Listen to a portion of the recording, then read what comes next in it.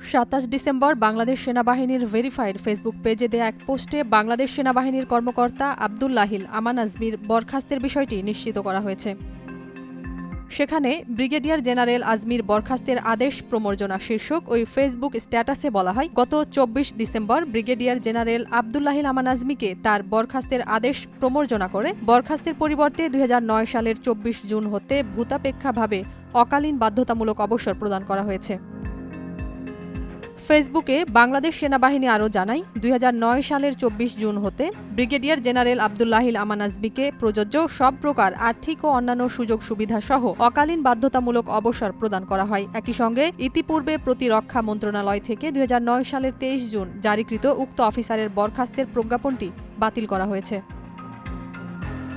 সেনাবাহিনীর সদস্যরা যখন অবসর গ্রহণ করেন তখনও তারা বিভিন্ন ধরনের সুবিধা উপভোগ করতে পারেন, কিন্তু বাধ্যতামূলক অবসরে পাঠানোর কারণে আমান আজমিকে তার সকল ধরনের সুযোগ সুবিধা হতে বঞ্চিত হতে হয়।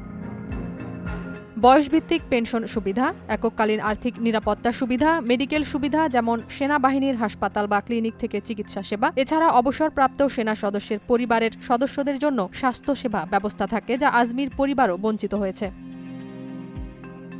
একজন সেনা কর্মকর্তা যখন অবসরে যায় তখন দৃষ্টান্তমূলক সেবা ও কৃতিত্বের জন্য সামাজিক সম্মাননা, পুরস্কার বা বিশেষ সার্টিফিকেট পেয়ে থাকেন। দীর্ঘ সময় সেবা দেওয়ার জন্য সরকার বা সেনাবাহিনী বিশেষ পদক ও পুরস্কার প্রদান করে, যা তাদের গৌরব ও মর্যাদা বৃদ্ধি করে। কিন্তু একজন দক্ষ ও চৌকস সেনা অফিসার হওয়ার পরও আব্দুল্লাহিল আমান আজমিকে ব্যর্থ সেনা অভ্যুত্থানে জড়িত থাকার কথিত অভিযোগ এনে সরকারি প্রজ্ঞাপনের মাধ্যমে সেনাবাহিনী থেকে বরখাস্ত করা হয়েছিল। তবে প্রতিরক্ষা মন্ত্রণালয় থেকে ২০০৯ সালের ২৩ জুন জারিকৃত উক্ত বরখাস্তের প্রজ্ঞাপনটি বাতিল করায় এখন তিনি আনুষ্ঠানিকভাবে ব্রিগেডিয়ার জেনারেল অবসরপ্রাপ্ত আব্দুল্লাহিল আমান আজমি।